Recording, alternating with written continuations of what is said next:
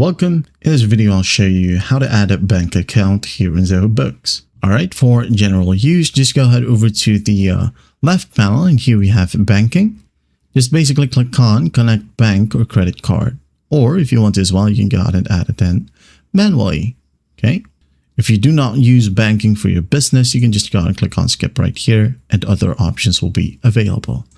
Click on connect bank. Okay, you have here PayPal, Bank of America, or you can go ahead and use a third-party service providers right here. When you click on connect now, it says here connect your bank account and fetch other bank feeds using one of Zoho Books, a third-party bank fee service provider. Or you can just go ahead and select one.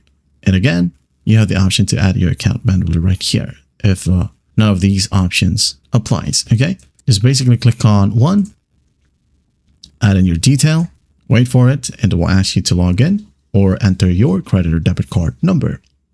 All right, just follow simple prompts, and in no time, your bank account will be added in your Zoho Books. Well, I hope this video helps, and I'll see you in the next one.